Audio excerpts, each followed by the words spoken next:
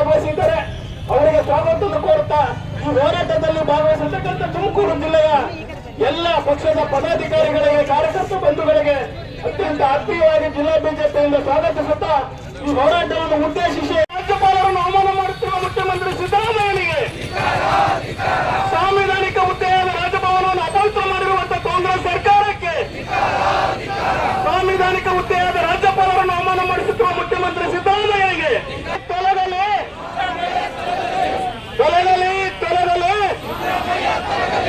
ಕಾರ್ಯಕರ್ತ ಬಂಧುಗೌಡರವರು, ಜಿಲ್ಲಾಧ್ಯಕ್ಷರಾದಂತಹ ರವಿಶಂಕರ್ ಹೆಬ್ಬಾಳ್ಕರ್ ಅವರು ಇನ್ನು ಕೇವಲ 10 ನಿಮಿಷ ಏನು ರಾಜ್ಯಪಾಲರಿಗೆ ಅವಮಾನ, ದಲಿತ ವಿರೋಧಿ ಮುಖ್ಯಮಂತ್ರಿ ಸಿದ್ದರಾಮಯ್ಯರಿಗೆ, ದಲಿತ ವಿರೋಧಿ ಮುಖ್ಯಮಂತ್ರಿ ಸಿದ್ದರಾಮಯ್ಯನಿಗೆ, ಸಿದ್ದರಾಮಯ್ಯ ಕಾಂಗ್ರೆಸ್ ಸರ್ಕಾರಕ್ಕೆ, ದಲಿತರು ಅನ್ನುವ ಕಾರಣಕ್ಕೆ ರಾಜ್ಯಪಾಲರನ್ನು ಅವಮಾನ ಮಾಡುತ್ತಿರುವ ರಾಜ್ಯದ ಕಾಂಗ್ರೆಸ್ ಸರ್ಕಾರಕ್ಕೆ ತೊಲಗಲಿ ತೊಲಗಲಿ ತೊಲಗಲಿ ತೊಲಗಲಿ ತೊಲಗಲಿ ತೊಲಗಲಿ. ದಲಿತ ವಿರೋಧಿ ಮುಖ್ಯಮಂತ್ರಿ ಸಿದ್ದರಾಮಯ್ಯನಿಗೆ ಜಿಲ್ಲೆಯ ಹಿರಿಯ ಉಪಾಧ್ಯಕ್ಷರು, ಜಿಲ್ಲಾ ಪಂಚಾಯತ್ ಮಾಜಿ ಅಧ್ಯಕ್ಷರಾದಂತಹ ದಲಿತ ಮುಖಂಡರಾದಂತಹ ಸನ್ಮಾನ್ಯ ಹುಚ್ಚಯ್ಯನವರು ಮಾತಾಡಬೇಕು. ರಾಜ್ಯದ ಆಗಿರ್ತಕ್ಕಂಥ ಸನ್ಮಾನ್ಯ ಡಿ.ವಿ. ಸದಾನಂದಗೌಡರನ್ನ ನಾನು ಈ ಹೋರಾಟಕ್ಕೆ ಅತ್ಯಂತ ಆತ್ಮೀಯವಾಗಿ ಸ್ವಾಗತವನ್ನು ಮಾಡ್ತಾ ಇದ್ದೇನೆ. ನಿಮ್ಮ ಪಾರ್ಟಿಯಲ್ಲಿರುವಂತಹ ಐವನ್ ಡಿಸೋಜ ನಾವಲ್ಲ, ನಿಮ್ಮ ಪಾರ್ಟಿಯಲ್ಲಿರುವಂತಹ ಕೃಷ್ಣ ಬೈರೇಗೌಡ ನಾವಲ್ಲ, ನಾವು ನರೇಂದ್ರ ಸ್ವಾಮಿಯ ಅಂತ ಆ ಕಾರ್ಯಕರ್ತರು ನಾವಲ್ಲ. ನಾವು ಪ್ರಾಮಾಣಿಕರಾಗಿ ಗೌರವದಿಂದ ಶಬ್ದ ಪ್ರಯೋಗಗಳನ್ನು ಮಾಡುವಾಗ ಕೂಡ ಅತ್ಯಂತ ಬದ್ಧತೆಯಿಂದ ಮಾಡುವಂತ ಪಕ್ಷ ಅದು ಭಾರತೀಯ ಜನತಾ ಪಾರ್ಟಿ ಅಂತ ಹೇಳುವಂಥದ್ದನ್ನ ಈ ಒಂದು ಸಾರ್ವಜನಿಕ ಸಭೆಯಲ್ಲಿ ನಾನು ಹೇಳಲಿಕ್ಕೆ ಇಚ್ಛೆ ಪಡ್ತಾ ಇದ್ದೇನೆ. ಬಂಧುಗಳೇ, ನಮ್ಮ ಪ್ರತಿಭಟನೆ ಇದಕ್ಕಾಗಿ ಶಬ್ದ ಪ್ರಯೋಗ ಇರಬಹುದು ಅಥವಾ ಯಾವುದೇ ರೀತಿಯ ಒಂದು ಸಂವಿಧಾನಬದ್ಧವಾದಂತಹ ಸ್ಥಾನವನ್ನ ಅವಹೇಳನ ಮಾಡುವಂತ ಕೆಲಸ ಇದು ಕಾಂಗ್ರೆಸ್ಗರು ಮಾಡ್ತಾ ಇದ್ದಾರಲ್ಲ, ಇದು ಸರಿಯಲ್ಲ. ನಾವು ಸಾರ್ವಜನಿಕರಿಗೆ ಈ ರೀತಿಯ ಪ್ರತಿಭಟನೆ ಮೂಲಕ ತಿಳಿಸ್ಲಿಕ್ಕೆ ಇಚ್ಛೆ ಪಡ್ತಾ ಇದ್ದೇವೆ.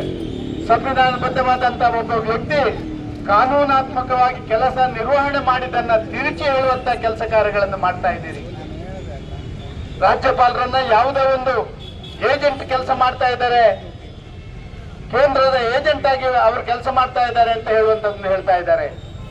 ನಾನು ಕಾಂಗ್ರೆಸ್ನವರಿಗೆ ಕೇಳಲಿಕ್ಕೆ ಇಚ್ಛೆ ಪಡ್ತಾ ಇದ್ದೇನೆ, ಜೊತೆಯಲ್ಲಿ ಸಾರ್ವಜನಿಕರಿಗೆ ತಿಳಿಸ್ಲಿಕ್ಕೆ ಇಚ್ಛೆ ಪಡ್ತಾ ಇದ್ದೇನೆ. ಸ್ವಾಮಿ, ಕಾನೂನಿನಲ್ಲಿ 2 ರೀತಿಯ ಕಾನೂನು ಇದೆ.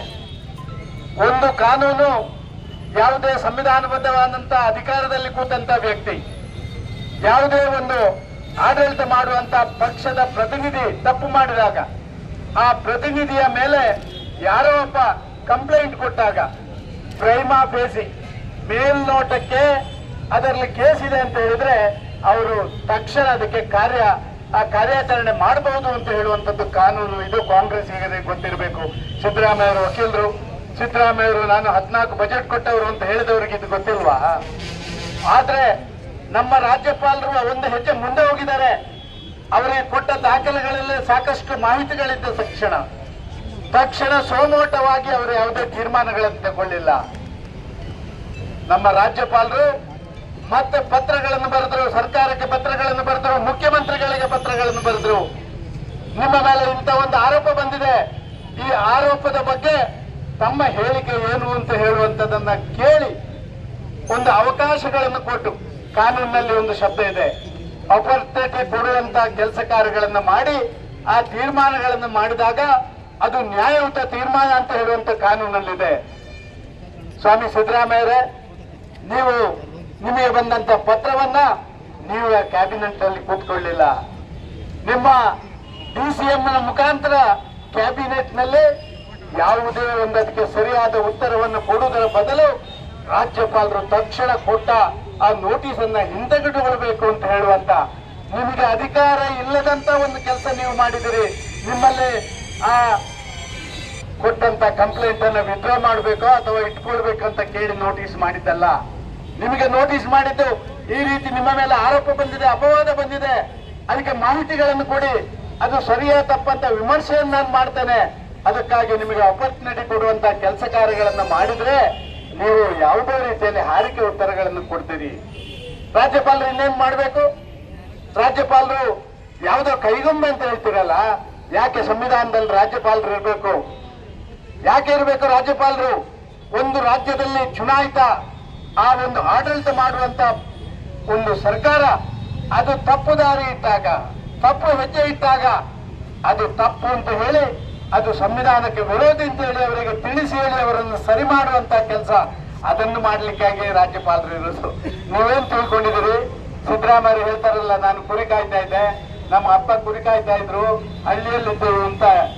ಹಳ್ಳಿಯಲ್ಲಿ ರೈತರು ತಮ್ಮ ಆ ಜೋಳ ಗದ್ದೆಗಳಿಗೆ ಮತ್ತೊಂದಕ್ಕೆ ಯಾವುದೋ ಒಂದು ರೀತಿಯಲ್ಲಿ ಕಾಡು ಪ್ರಾಣಿಗಳು ಬರಬಾರದು, ಅದನ್ನು ಎದುರಿಸಲಿಕ್ಕೆ ಬೇಕಾಗಿ ಒಂದು ಏನು ಹೇಳ್ತಾರೆ ಅದಕ್ಕೆ, ಬೆದರು ಬೊಂಬೆ. ರಾಜ್ಯಪಾಲರು ಬೆದರು ಬೊಂಬೆ ಅಂತ ತಿಳ್ಕೊಂಡಿದ್ದೀರಾ? ಸಿದ್ದರಾಮಯ್ಯ ರಾಜ್ಯಪಾಲರು ಬೆದರು ಬೊಂಬೆ ಅಲ್ಲ. ಸಂವಿಧಾನವನ್ನು ಹಿಡ್ಕೊಂಡ್ರಲ್ಲ, ನಿಮ್ಮ ರಾಹುಲ್ ಗಾಂಧಿ ಪ್ರತಿಜ್ಞಾವಿಧಿ ಸ್ವೀಕಾರ ಮಾಡಿದ್ರಲ್ಲ, ನೀವು ಸಂವಿಧಾನದ ದಿನಾಚರಣೆ ಮಾಡಿ ಆ ಭಾರಿ ಸಂವಿಧಾನಕ್ಕೆ ಬದ್ಧರಾಗಿ ಅಂತ ಹೇಳಿದ್ರಲ್ಲ. ಸ್ವಾಮಿ, ರಾಜ್ಯಪಾಲರು ಬೆದರುಗೊಂಬೆ ಅಂತ ಹೇಳುವಂತ ಏನಾದ್ರೂ ನಿಮ್ಮ ತಲೆಯಲ್ಲಿದ್ರೆ ಅದನ್ನು ಬಿಟ್ಟು ಬಿಡಿ ಸ್ವಾಮಿ. ರಾಜ್ಯಪಾಲರಿಗೆ ಅದರದ್ದೇ ಆದಂತ ಅಧಿಕಾರ ಇದೆ. ರಾಜ್ಯಪಾಲರು ಯಾವುದೇ ಆಡಳಿತ ಯಂತ್ರದ ದುರುಪಯೋಗ ಆದ್ರೆ, ಸರ್ಕಾರವನ್ನ ಕೊಳ್ಳೆ ಹೊಡೆಯುವಂತ ಕೆಲಸ ಮಾಡಿದ್ರೆ, ಸರ್ಕಾರದ ಖಜಾನೆಯನ್ನು ಲೂಟಿ ಮಾಡಿದ್ರೆ, ಸಾರ್ವಜನಿಕ ಸ್ವತ್ತುಗಳನ್ನ ಅಪಹಾರ ಮಾಡಿದ್ರೆ, ನಮ್ಮ ಸ್ವಾರ್ಥಕ್ಕಾಗಿ ಬಳಸಿಕೊಂಡ್ರೆ ಅಂತವರ ವಿರುದ್ಧ ಕಾರ್ಯಾಚರಣೆ ಮಾಡಲಿಕ್ಕೆ ರಾಜ್ಯಪಾಲರಿಗೆ ಪೂರ್ತಿ ಅಧಿಕಾರ ಇದೆ. ಅದನ್ನು ಎಲ್ಲವನ್ನ ಕಾನೂನಾತ್ಮಕವಾಗಿ ಮಾಡಿದಂತ ರಾಜ್ಯಪಾಲರು, ಕರ್ನಾಟಕದ ರಾಜ್ಯಪಾಲರು ತಾವರ್ ಚಂದ್ ಗೆಹ್ಲೋಟ್ ಅಂತ ಹೇಳಿ ನಾನು ಖಂಡಿತವಾಗಿ ಹೇಳಬಲ್ಲೆ. ಅವರಿಗೆ ಅಭಿನಂದನೆಗಳನ್ನು ಸಲ್ಲಿಸ್ತೇನೆ. ಬಂಧುಗಳೇ, ಅಭಿನಂದನೆ ಸಲ್ಲಿಸ್ತಾ ಇದ್ದೇನೆ. ನೀವೇನ್ ತಿಳ್ಕೊಂಡ್ರೆ ಯಾವುದೇ ಲೂಟಿ ಹೊಡೆದ ಏನ್ ಬೇಕಾದ್ರೆ ಮಾಡ್ಬೋದು ಅಂತ ಹೇಳಿ. ದಯವಿಟ್ಟು ಸಿದ್ದರಾಮಯ್ಯ ಅವರೇ, ನಾನು ಬಾಕಿ ನಿಮ್ಮ ಆ ಮೂಢ ಹಗರಣದ ಬಾಕಿ ಎಲ್ಲ ವಿಚಾರಗಳಿಗೆ ನಾನು ಹೋಗ್ಲಿಕ್ಕೆ ಇಚ್ಛೆ ಪಡ್ತಾ ಇಲ್ಲ. ಪತ್ರಿಕೆಗಳಲ್ಲಿ, ಮಾಧ್ಯಮದಲ್ಲಿ ಧಾರಾವಾಹಿಯಾಗಿ ಬರ್ತಾ ಇದೆ. ಆ 2004ರಿಂದ ಹಿಡಿದು ಇವತ್ತಿನವರೆಗೆ ನೀವು ಆಸ್ತಿ ಖರೀದಿ ಮಾಡಿದ್ರಲ್ಲ, ಆ ಆಸ್ತಿ ಖರೀದಿ ಮಾಡಿ ದಲಿತರಿಗೆ ಮಾಡಿದಂತ ಅನ್ಯಾಯದಿಂದ ಹಿಡಿದು ಅದನ್ನ ಮತ್ತೆ ನೀವು ಪಡ್ಕೊಂಡು ಇವತ್ತು ಅದರಿಂದ ರಾಜಾರೋಷವಾಗಿ ಅದನ್ನ ಉಪಯೋಗ ಮಾಡಿಕೊಳ್ಬೇಕು ಅಂತ ಹೇಳುವಲ್ಲರಿಗೆ ಬಂದಿದ್ದೀರಿ. ನಮ್ದು ಯಾವುದೇ ಸಿಗ್ನೇಚರ್ ಇಲ್ಲ, ನಮ್ದು ಯಾವುದೇ ನನ್ನ ಸ್ಟೇಟ್ಮೆಂಟ್ಗಳಿಲ್ಲ ಅಂತ ಹೇಳ್ತಿರಲ್ಲ.